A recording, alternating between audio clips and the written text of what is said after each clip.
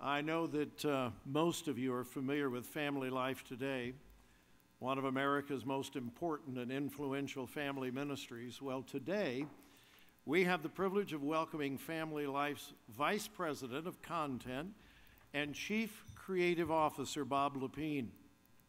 He also serves as co-host of Family Life Today. You will probably immediately recognize his voice. Family Life Today is heard on over 1,200 radio stations across America, including WRFD at 11 a.m. on weekdays. Bob came to Family Life Today in 1992. Bob has an extensive background in Christian broadcasting, serving in Tulsa, Phoenix, Sacramento, and San Antonio. It's hard to keep a job in radio. He's a graduate of the University of Tulsa. Can anybody other than Bob LePine tell me what the mascot is for the University of Tulsa? No. Captain Kane. Okay. Go Canes. He's the author of numerous books, including The Christian Husband and Helping Your Children Know God.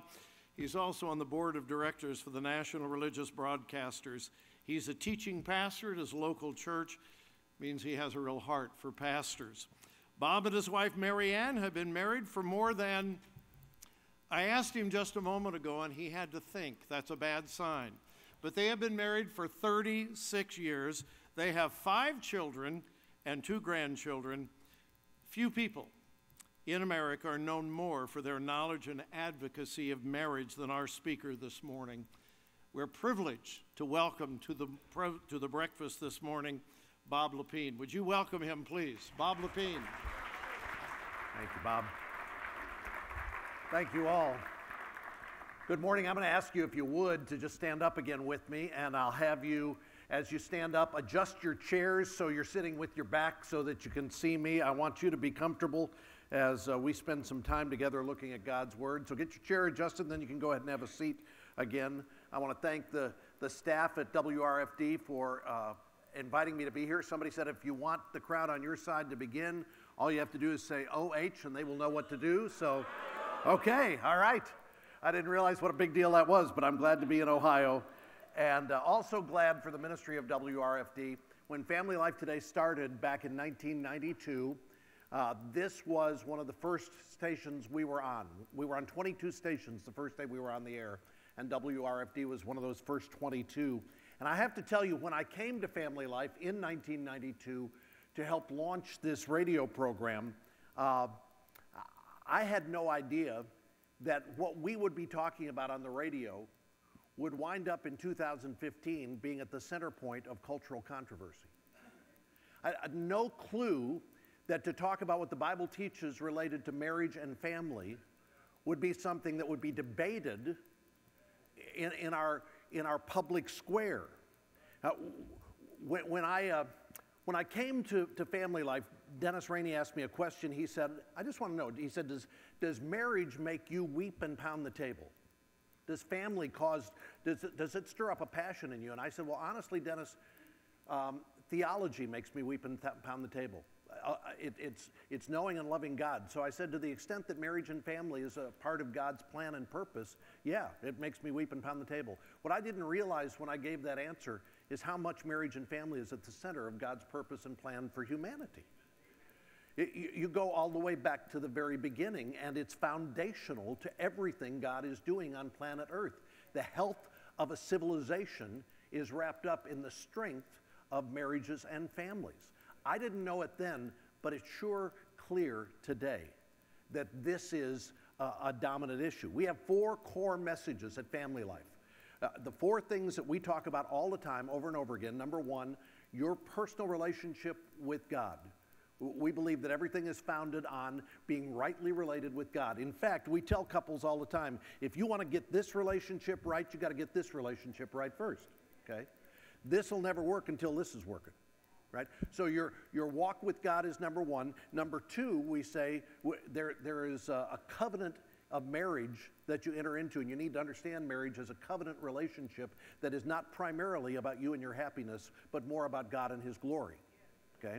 The third thing we talk about is that God has prescribed specific roles for husbands and wives to play in a marriage relationship, and that gender and sexuality matter, and we need to understand God's design for that. And then the fourth thing we talk about is that all of us have a responsibility to pass on a legacy of spiritual vitality to the next generation. So everything we're talking about at Family Life comes back to those four things. I had no idea that two of those four messages, talking about marriage and talking about gender and sexuality, would be at the center of public debate. In fact, if you had told me in 1992 that in 2015 I'd be speaking to a group of pastors on the same day that our Supreme Court is hearing oral arguments to determine whether we should as a nation recognize same-sex unions as marriage, I would have thought that's ridiculous. But it's a different day, isn't it? And in fact, I want to, just as we start this morning, because the Bible instructs us that we are to pray for those who are governing authorities, I want to just take a minute at the beginning of this, because right now it's going on, and I want to pray for those who are in authority over us to have wisdom. I was looking this morning, 2 Samuel chapter 23, some of the last words David spoke. He said, he who rules over men must be just, ruling in the fear of God. And when that happens, that ruler dawns like a morning light. And so join me in prayer if you would. Father, as I think about the men and women sitting on the Supreme Court this morning, I pray that they would have wisdom beyond themselves, that they would rule in a fear of God. I pray that they would that they wouldn't even understand what's going on inside their own hearts and thinking as you seek to align their thinking with your word. And I pray that you would give them an unction beyond themselves to do what's right for a nation. And I ask it in Jesus' name. Amen. Amen. Does it feel to you like the ground in our culture is shifting under our feet on these issues? The reason is because the culture has chosen to build itself on a foundation of sinking sand rather than building it on a foundation of God's word. And when you build on sinking sand, Jesus said in Matthew chapter 7, you can expect the ground to shift under your feet. Because sand is not the foundation you need. You've got to build on the firm foundation of God's word. So in the brief time that we have together this morning, I want to see if we can refocus ourselves on the foundation of Scripture. And I have no idea if there is anything that we as followers of Christ can do to change the social and political course of a nation. But I do know that what we can do as shepherds of the flock of God is we can continue to point God's people to God's word so that they will found their lives on God's word no matter what the culture does. And that's what we've got to do. We are citizens of the United States, but we are citizens of a higher kingdom first. And we have an allegiance to a greater king. And so we have to remind ourselves and remind one another that as under-shepherds, we have a duty to the king to represent him as ambassadors, and we have to tell our people they have a duty to bow to him first. Now, I have 6 main points that I want to cover with you here this morning. And if we can put up my PowerPoint, here's the first point I want to give you. God did not stutter. What he has to say about gender and marriage and sexuality in the Bible is clear. Okay? Any person who is a clear-headed, clear-thinking person who looks at God's word can only come to one conclusion when it comes to issues of gender and marriage and sexuality. Throughout Genesis chapter 1, here's the first thing. What does God's word have to say about gender? Well, Genesis chapter 1, verse 27, God created man in his own image. In the image of God he created him, male and female, he created them. That's pretty clear to me. Throughout Genesis chapter 1, there is this ongoing pairing in creation. So God, there's darkness and light, and he separates the darkness and light. And then there's sea and dry land. And then there are fish, and then there are birds. And then there's morning, and then there's evening. And what he's pointing out is that I'm creating things in pairs, and what's unique about those pairs is not their similarities, but their differences. And then he gets to Genesis 1:27, and he creates man, and he pairs them. Male and female. And what's significant is not that they are united, although they are one in significance, they are one in worth and value. Men and women have equal worth and value before God. We are equally image bearers of God as men and women, but he creates men and women with two distinct genders. Two, not three, not seven, not 56 genders as Facebook wants to offer you today. I was listening to a radio interview on my way here this week, and the radio interview was with the director of a TV show that's being produced by Amazon. The show is called Transparent, and it's a story about a family that all of a sudden dad comes out and explains he's really a woman, and he's going to have gender surgery. The writer and director of this show is a young woman named Jill Soloway, and this actually happened in her family.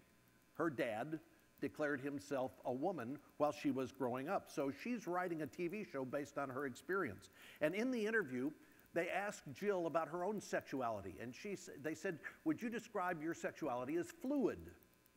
And she said, I'm comfortable calling myself queer. She said, I'm comfortable with that. She said, I don't think things have to be so binary. Why does everybody get so hung up on everything being binary? Well, here's why I get hung up on things being binary. Genesis 1:27 says he created them male and female.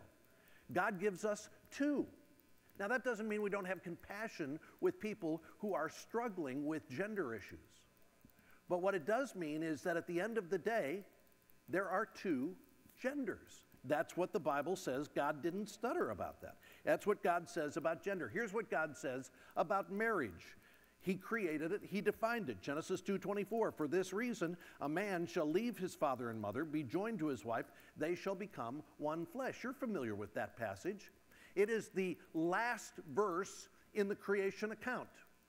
I don't know if you've ever thought about this, but as God is creating, he keeps creating, then he comes to the man, then he creates the woman, and you think with the woman he's done. No, he's not done, because he then takes the man and the woman, he puts them together in marriage, and he makes two into one, and now he's done with creation. Marriage is the last thing God creates. And he creates it by bringing a man and a woman together. A man leaves father and mother, joined to his wife, and they're one flesh. This is the first social institution. God didn't get Adam and Eve in the garden and say, look, we're going to start a church. So Adam, you're the pastor, and Eve, you're the piano player, okay? He didn't do that. He didn't say we're going to start a government, and Adam, you're going to be the president, and Eve, you're going to be the vice president. Government and church are both institutions ordained by God, but he said we're going to start a family, and Adam, you're going to be the husband, and Eve, you're going to be the wife, and he joins them together as one. It's the first social institution that he creates. There's a primacy to that. And by the way, it's the first thing Satan attacks in the next chapter. Because when Adam and Eve, when they rebel against God, the first thing that happens is their own relationship immediately has conflict. God comes to Adam and says, Adam, what happened here? He says, the woman you gave me, she did it. And there's blame and there's shame, and all of that comes when they rebel against God and Satan attacks marriage. And by the way, Jesus affirms God's definition of marriage in Matthew 19 when he's asked by the Pharisees about this, and he says, have you not read that he who created them from the beginning made them male and female? There's Jesus on gender, and he says, and then therefore a man shall leave his father and mother, hold fast to his wife, and become one flesh, so they're no longer two but one flesh. What therefore God has joined together, let not man separate. There is no teaching in the Bible about marriage beyond this teaching, beyond a man and a woman coming together in a lifetime covenant relationship. There are examples in the Bible of people in polygamy relationships. That is never commended by God. That's never affirmed. God blesses the polygamists, not because they're polygamists, but in spite of it, in the same way that God blesses you even when you're sinning, because God is a gracious God. So we can't be confused and think, well, God had all kinds of options for marriage. There's one. It's the pinnacle of his creation. So God on gender is clear. God on marriage is clear. Here's what God has to say about our sexuality. I didn't get to the last verse there. Here's what God says about our sexuality. 1 Thessalonians 4. This is the will of God, your sanctification, that you abstain from sexual immorality. Each one of you know how to control his own body in holiness and honor, not like the passion of lust, like the Gentiles who do not know God. Or Ephesians 5, where it says, is this Ephesians 5? Yeah. But sexual immorality and all impurity or covetousness must not even be named among you, as is not proper among the saints. Whole lot of other verses like this that you know that I could show you. God has given us the gift of human sexuality for this purpose, for a husband and wife to enjoy that gift together in marriage, in the sacred bonds of marriage, so that any children that might be produced from that procreational act will grow up in a home with a mom and a dad. That's why God gave us the gift of our sexuality. He did not give it to us for recreational enjoyment. That is not God's design for our sexuality. In fact, any kind of sexual activity or action, anything that arouses or awakens sexual desire outside of the bonds of marriage is considered rebellion against God's design for sexuality. God calls that sexual immorality. And I know this sounds weird in our culture today, because today everybody assumes that sex outside of marriage is the default position. You realize that, don't you? You know, more people will live together before they're married than the opposite. The normal path to the altar today includes going through an apartment somewhere and spending time together. More people who stand and say, I do, have already done, okay? We've got to be aware that that's the case, but that's not God's design for sexuality. And so people come into marriage already with a broken, rebellious sexuality that follows them into marriage, that creates problems for them in marriage. And we've got to be pastors and shepherds to help with that. Now, we also have to recognize that when we talk about broken sexuality in our culture today, we're not simply talking about homosexuality, but we're talking about sex before marriage. We're talking about sex outside of marriage. We're talking about pornography. We're talking about any lustful practices. Adultery is sexual immorality. Looking on a man or woman with lust in your heart is sexual immorality. What is moral is for a man to leave his father and mother, cleave to his wife, and the two to become one flesh. Anything other than that is sexual immorality. Now, I hope that so far these things I'm saying, nobody's going, this is all new to me, okay? Room full of pastors, I hope that what I've just laid out to you, you're not going, I've never heard this before, right? I have to tell you, when I spoke on this subject to a group of pastors in the Front Range of Colorado 6 months ago, at the end of the message, a pastor came forward to me and said, you are a dinosaur. He said, your understanding of all of this is wrong. You don't understand the Bible, because I'm telling you what people have been telling Christians for thousands of years. He said, you missed it. You're out of date. This is the culture in which we're living. I'm suggesting to you there are only two genders. I'm suggesting to you that marriage was created by God to be the union of a man and a woman in a covenant relationship for a lifetime, and that any sexual behavior outside of the bonds of marriage is considered immorality. And today, people are going, you are so old school. Well, here's the second thing I think we need to understand as we talk about that, and that is how we speak about gender and marriage and sexuality is as important as what we say about it. I want you to hear me on this. How we address this is as important as what we have to say about it. As ambassadors for the kingdom of heaven and as ministers of the gospel, we have to make sure that we are full of grace and truth as we talk about this. John chapter 1, Jesus, in John's prologue to the gospel, where he's talking about Jesus coming, the word becomes flesh and dwells among us. You know this verse from John 1:14. We beheld his glory, the glory as of the only begotten of God, full of grace and truth. Jesus was full of grace and full of truth. Jesus was not 50 grace, 50 truth.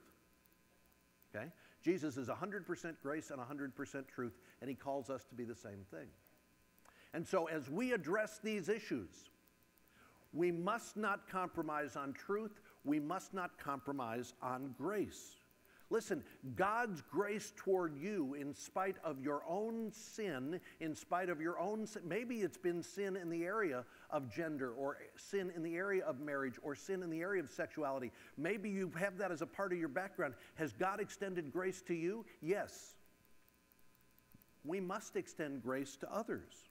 Anybody here without sexual sin? You remember Jesus asking that question to the Pharisees in his day? He didn't say sexual sin. Anyone here without sin? But the context was sexual sin. The woman brought in adultery. Any of you without sin, he asked? And what did they do? Dropped the rocks and walked away. And then Jesus ends the story by saying to the woman, I don't condemn you. Go and sin no more. And I think we have to say to a broken culture around us, we're not here to condemn you. We're not your judge. We stand at the same foot of the cross as broken people as you do, in need of God's grace in every area of our life, just like you are. But I have to tell you the truth.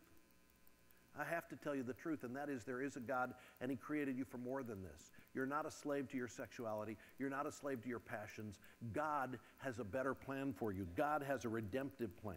There are people today, when we speak out on this, they immediately, if we say something like, there are only two genders, they say, you are harsh, you are bigoted, you are a hateful person. Now, the reason that they say that is because oftentimes we've been harsh and bigoted and hateful. We've got some baggage in our community that we have to be aware of. And so we may have to bend over backward to make sure that we're evidencing grace to a culture that thinks self-righteousness is at our core. And we may also need to examine our own hearts to see if self-righteousness is at our core. We do not speak on this subject. I don't come to you here this morning speaking self-righteously saying, I'm one of the good people, speaking about the bad people. I come to you as one who is as much in need of grace in my life in these areas as anybody else, saying I have found liberation and hope in the gospel, and that's what I want to share with other people. Now, I have to tell you a story. Some of you know the name Tim Keller. He's a pastor at Redeemer Presbyterian Church in New York City. Being a minister, an evangelical minister of the gospel in New York City, you think there's some challenges there? One morning after the service had concluded, Tim was standing in the front of the church, as he often did. People would come forward to ask questions of the pastor. And he was there. There was a group around him, and one woman said, I have a question. She said, I've been coming to the church for a while. I really like I like your preaching, and I like being here. She said, I'm thinking about becoming a member of the church. She said, I'm just wondering, would I have to end my lesbian relationship in order to join the church? Now, I want you to imagine being that pastor with a crowd around you, and that question gets posed to you on a Sunday morning. You ready for that one? Tim Keller, so wisely, so shrewdly, looked at her and he said, you know, with all respect, he said, I think you're asking the wrong question. She said, what do you mean? He said, the question is not, do I have to get rid of my lesbian relationship? The question is, who do you think Jesus is? He said, if you believe that Jesus is who we're saying he is, that he is God incarnate, come in the flesh, that he is the perfect God-man who died for your sins and was raised from the dead in order to give you new life.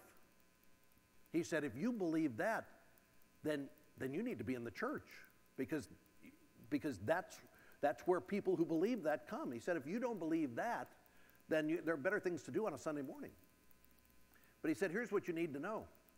He said, when I believed that, the implications of that touched every area of my life, and it will touch every area of your life as well.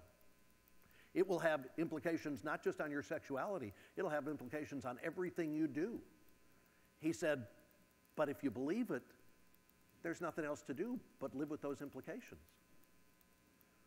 What a shrewd answer to the question.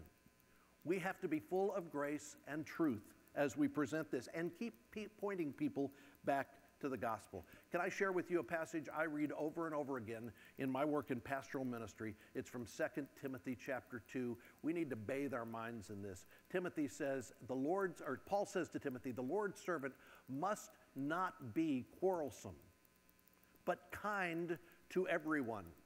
It's hard enough being kind to everybody in your church. You got to be kind to everybody outside the church too. Able to teach, patiently enduring evil, correcting his opponents with gentleness, God may perhaps grant them repentance leading to the knowledge of the truth. They may come to their senses and escape the snare of the devil after being captured by him to do his will. Isn't that what we want? Well, to do that, we must be patient, not quarrelsome, compassionate, kind. This is how we stand for truth, full of grace, and it's critical that we do that. Here's our third point this morning. If you think the culture has gone about as far as it can go in this area, think again. If you think, you know what, look, once the Supreme Court hands down the issue on gay marriage, once that's over, that's kind of where it's going to all stop. I have to tell you, I was watching late night news here in Columbus last night. And I have to tell you that the coverage about the Supreme Court decision, or the arguments this morning, was not a coverage that was exalting God's word on this subject. And one of the people being interviewed said, I hope that the Supreme Court will bring about same-sex marriage. But this woman said, but that's not where it stops. We have much more to fight for. This is not where this issue will end. Same-sex marriage is the next step, but it's not the last step. We saw last week what one of the next steps is when on Friday night the ABC television network gave 2 hours to the study of transgender. As we saw Bruce Jenner say, I'm a woman trapped in a man's body and I'm going to fix that. And the culture is applauding his courage. USA Today had a headline saying, Advocates Public applauds Jenner's transgender reversal. Or reveal, that's what it was. The culture sees this as the next great step to help people who are trapped in the wrong body get fixed. Have you seen the genderbread person? Do you know what the genderbread person is? Let me show you this. I don't know if you can see it from where you are. This was passed out to 9th graders at a school in California. The genderbread person helps you figure out what your gender is. So you can see at the top here is your brain. That gives you your gender identity. What do you think your gender is? That's the first question. And then there's your expression. That is, okay, you think you're a man, but you act feminine. So that's your gender expression. And then what does your biology tell you you are? And then what does your heart tell you? Who are you attracted to? So you could think you're a man, act like a woman, you could be a man by gender, and you could love men. And that would be your gender identity. This is how they're helping 9th graders figure out who they are in their gender. And forgive me for even mentioning this, but New York Magazine last November published an article titled, What It's Like to Date a Horse. It was not a joke. This was an article profiling people who are described as zoophiles. People who have, listen, here's what the article says, people who form deep, loving, and very nurturing relationships with their animal partners. Now, some of you hear me talking about genderbread persons and people with animal partners, and you think, this is just sensationalism. You're just using shocked sensationalism. Folks, 20 years ago, if I had said same-sex marriage declared by the Constitution, you'd have said, you're just being sensationalistic. The trajectory we are on in terms of marriage and gender and sexuality is a trajectory that's leading toward, you can't say anything about zoophiles, you can't say anything about transgender. If you call that wrong, you're a hater, and we may have to shut you up. Romans chapter 1, we shouldn't be surprised. Romans chapter 1 says, when people reject God, God gives them over to a depraved mind. In fact, look at this verse. Since they did not see fit to acknowledge God, God gave them up to a debased mind to do what ought not be done. That describes gender, sexuality, and marriage in our culture today. And we have not yet seen the end of the line related to this. Which brings me to the fourth point. Here's the fourth point. If you adjust your thinking, that is, if you evolve and you affirm what the culture believes on gender and sexuality, the culture will reward you. Okay? If you would like the applause and the approval of this culture, if you would like the media elite, if you would like the cultural elite to say, way to go, we're on your side. All you have to do is capitulate on this issue, and they will affirm you. How do I know that? Well, as far as I know, there has never been a pastor or a religious leader invited to sit down for an hour on TV with Oprah to talk about the biblical view of gender and marriage and sexuality. But earlier this year, Oprah had former megachurch pastor Rob Bell join her, and Rob explained that it's just a matter of time before all of us embrace gay marriage. He said churches that don't support same-sex marriage will continue to become even more irrelevant. He said the church's acceptance of gay marriage is inevitable. Here's his quote, "I think culture is already there, and the church will continue to be even more irrelevant when it quotes letters from 2,000 years ago as their best defense." You want on Oprah? That's all you have to say. She will be happy to share the couch with you if that's the view you have. And I'm not picking on Oprah with this. Rob's just one voice. He's not alone. But you understand, if you will adjust on this, you will gain the approval of men. Here's another example. Last fall, the Washington Post gave an op-ed piece to a guy named David Gushee. David Gushee is a professor of Christian ethics at Mercer University in Georgia. The op-ed piece he wrote was titled, "I'm an evangelical minister. I now support the LGBTQ community, and the church should too." You can have an op-ed piece in the Washington Post if that's your view.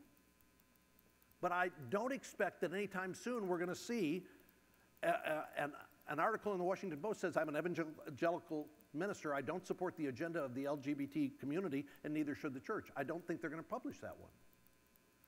If you make the switch, they say, you'll be on the right side of history. Don't make the switch and be prepared to pay the price, which is really the fifth point I want to make. And that is, if you hold to what the Bible teaches and what the church has believed and taught for centuries, you're going to be punished. The sexual worldview that has become the dominant worldview in our culture today is that each individual is sovereign over his sexuality. You are the Lord of your sexuality. You are the Lord of your gender. You're the Lord of marriage. And anyone who suggests otherwise must be silenced. Now, you may say, that sounds harsh. Let me give you some examples. They are legion. You know them. You know the story of Melissa and Aaron Klein, the cake bakers in Gresham, Oregon. You know their story. When somebody came in and said, "Would you bake a cake for our lesbian wedding?" They said, "By conscience, we can't do that." They are now being fined by the state of Oregon more than $100,000. There's a panel meeting to determine what the fine should be.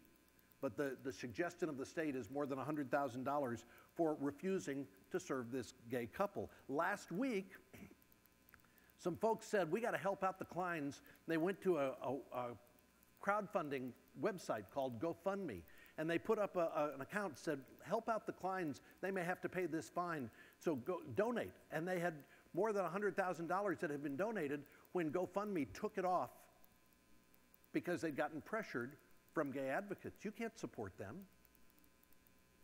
If you don't agree with the worldview, you will be silenced. You know about the threats made against the pizza folks in Indiana. We all read about that. Memories Pizza, right? You know that when they said, and by the way, I mean, was this a setup or what? How many of you, when you were planning your wedding, said, you know what I'd love? Let's cater pizza for the rehearsal dinner. So a TV reporter walks in and says, she'd been sent by her assignments editor to go find somebody who won't serve. So she's going door to door saying, would you serve a gay wedding? And finally she finds a young woman who says, no, we wouldn't send pizza to a gay wedding. She said, I got one. They put it on TV. And the next thing that happens is death threats. And a teacher in a nearby community who said, I'm headed there to burn down the pizza place. Who wants to join me? This is not something where people are just saying, let's have a lively debate about this. If you don't go along with the cultural view, you will be silenced. Last Friday in Boston, the president of Gordon College shared that he and his college are under attack because they believe homosexual practice is a sin and an offense before God. His name is Michael Lindsay, and Michael Lindsay told an audience in Boston that he'd gotten a phone call from his congressman saying to him that he hated Gordon's stance and he was going to do everything he could to force the college to change it. President Lindsay said there are very few playbooks to tell you what to do when your congressman shouts at you. Can you imagine your congressman calling you, Pastor, saying, if you don't get on board, I'm going to do everything I can to shut you down? Can we really be living there? On Saturday, following the Bruce Jenner interview, Dr. Michael Brown tweeted, he's a columnist, a radio host, he tweeted, "My heart goes out to Bruce Jenner. And when he says I'm a woman, I hear him saying I'm deeply confused and hurting. Let's pray for him." Now, how's that sound to you? Harsh, angry, judgmental? His response to that tweet, most of them I can't share with you because the F word was all over them. Here are some I can share. "I don't have the patience for this nonsense anymore. You're the epitome of everything that's wrong here." Another one, "You're a horrible human being." Next, "You're disgusting." Next, "All I hear is a bigoted old man who's scared to even think that a person may be different than him." And here's the last one, "You're literally so ignorant. Why is your mentality stuck in the 60s? Move forward with time to now. This stuff happens." Because he said, let's pray for Bruce Jenner. He's confused. Here's my point. If you're going to hold a biblical view, you can expect persecution. Here's the last example. This one's chilling to me. 3 weeks ago, Frank Bruni, who's an editorial columnist in the New York Times, wrote an editorial piece called "Bigotry, the Bible, and the Lessons of Indiana." Here's a portion of what he had to say. He said, "Not all Christians have a problem with same-sex marriage." He says there are several prominent denominations which have come to a new understanding of what the Bible does and doesn't decree, of what people can and cannot divine in regard to God's will. And by the way, you know this firsthand here in Ohio. According to the Columbus Dispatch, a week ago Sunday, there were more than 200 clergy around the state who did exactly what Frank Bruni told them to do. They got up in church on Sunday and they said, we have a new understanding of what the Bible teaches about gender and sexuality. And they get coverage, glowing coverage in the Columbus Dispatch for doing that. You will not get glowing coverage in the Columbus Dispatch when you stand up and say, the Bible says this is a sin. But I digress. Bruni says, homosexuality and Christianity don't have to be in conflict with the church anywhere. And here's what he says to folks like me who still believe there's a conflict here. He says, in the end, the continued view of gays, lesbians, and bisexuals as sinners is a decision. It's a choice you make. It prioritizes scattered passages from ancient texts over all that we've learned since, as if time stood still, as if the advances of science and knowledge mean nothing. You see what he's saying? Science and knowledge trumps your ancient writings. And then in the end of the editorial, Frank quotes a gay philanthropist, a guy named Mitchell Gold. And Mitchell Gold says, we have to put an end to what he calls religion-based bigotry. He says church leaders must be made to take homosexuality off the sin list.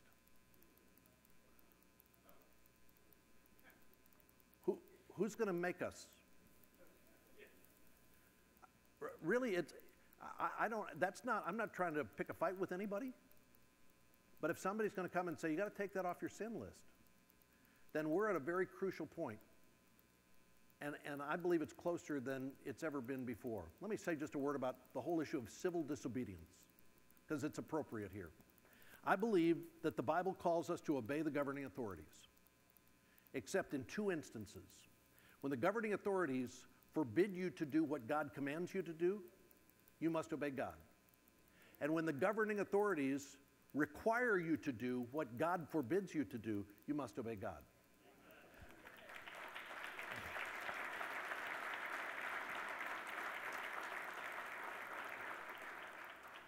Folks, make no mistake, the day has come when standing for biblical truth on this issue is going to cost you something. It may cost you socially. It may just be people who have a new attitude of scorn for you. You may become marginalized. You may be seen as a hateful bigot. It may eventually cost you your tax-exempt status. And I think you got to decide now what you're going to do when that day comes,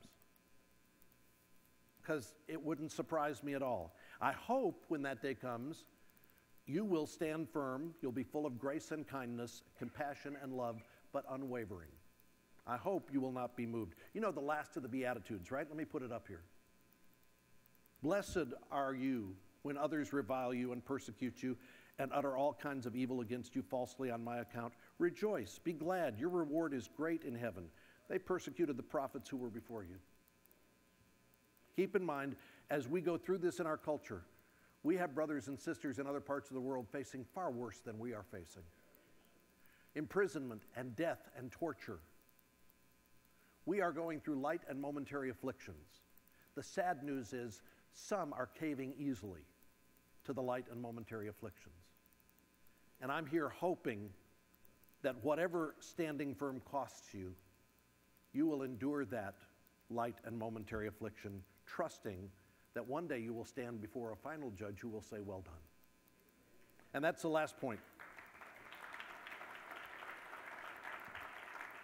Here's the last thing I want to say this morning, and this is my final exhortation.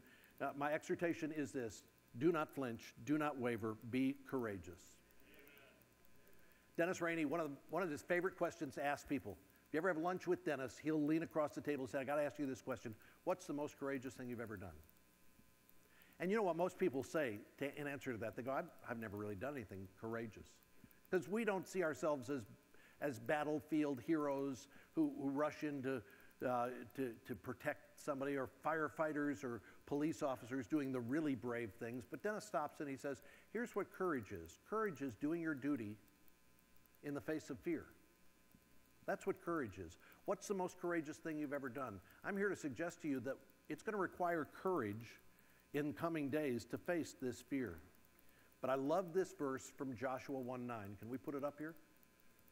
Have I not commanded you? Be strong and courageous. Do not be terrified. Do not be discouraged, for the Lord your God will be with you wherever you may go. So I want to leave you here this morning with some encouragement, some hope. Last week, we aired a 3-part interview on Family Life Today with Sean McDowell and John Stonestreet on the subject of what the Bible has to say about same-sex marriage. And I would encourage you, if you didn't get a chance to hear it, you can go to FamilyLifeToday.com. You can stream those 3 programs online or download them and listen to them later. I really think what Sean and John had to say was very helpful. We got a lot of feedback from listeners saying that was helpful, that was encouraging. I want to read you a portion of an email that we got from a listener who wrote and said, I'm a 42-year-old woman who had a sex change. I grew up in a Christian home. I came out as gay. Then through study and research, I realized, no, I'm really a transsexual. I got kicked out of my house and basically had to live my life alone. Now I'm living as a woman, and I don't go to church or associate myself with Christians. I've really not liked the way so-called Christians have treated me with their words and behavior. However, listening to Mr. McDowell and Mr. Stonestreet, they both exhibited the love of the Lord. I found myself thinking, where were they when I had to deal with rejection and hurt and violence when I got kicked out of my home? I wish they'd been around when I was going through my pain and rejection. Then she said, I want to thank you for having them on your show. Gays and such topics weren't talked about in the church when I was growing up. If they were mentioned, it was only with hate and contempt. I don't think I'm the only Christian transsexual living with hurt and pain. Now, I don't know all the details. I don't know her backstory. I don't know what this person's experience has been. But I do know when she tuned in last week, she heard truth and grace and compassion together. And that's not because we got it right. That's because God worked through us to do that. I'm going to close here this morning with St. Paul's charge from 1 Corinthians chapter 16, verses 13 and 14. 2 verses that I think give us all direction on how we are to face not just this issue, but the issues we face in the culture. Paul says, be on the alert. Stand firm in the faith. Be courageous. Some versions translate, act like men. Be strong. And then the next verse, let all that you do be done in love. We got to balance out that standing firm and that done in love so that what we present to a world is grace and truth, a confused world when it comes to gender and sexuality and marriage. Pray with me, will you? Father, I pray that what I have said here this morning is in sync with what your word teaches. I believe it is. Lord, if it's not, correct my thinking, I pray. Lord, if I've said anything I shouldn't say, I pray that these folks would forget it quickly. But Lord, I pray that you would, by your Spirit, work in us courage, that we would stand firm, that we would let all that we do be done in love. I pray for my brothers and sisters in this room as they shepherd the flock. May they be bold and courageous, and may they be full of grace and truth. I ask it in your name. Amen. Thank you all. God bless you guys. Thank you.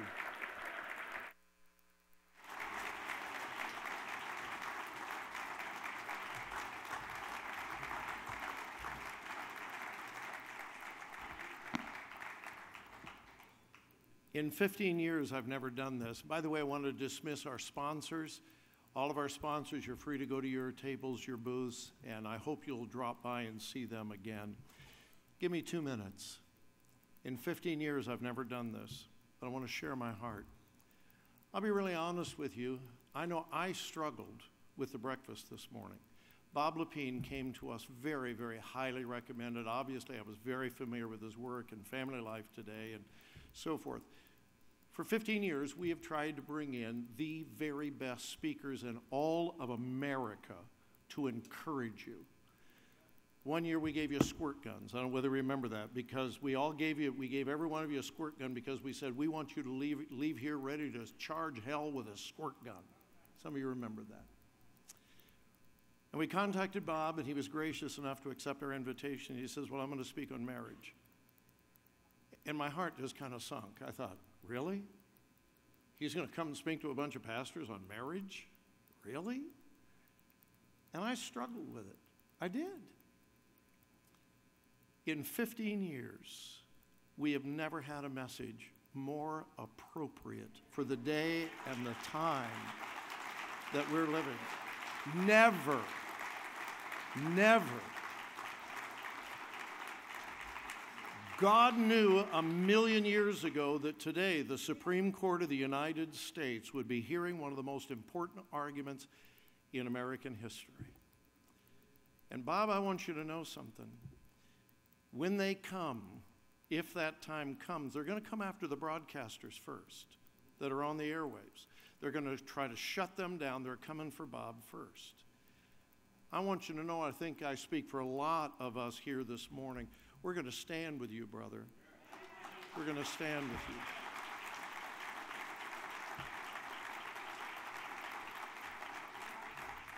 And then I want to say this to you, and then I'll close. I hear this from pastors. Oh, this marriage thing is just so controversial. I'm just not going to deal with it. I don't want to get into it. It's just too hot a topic. Listen to me.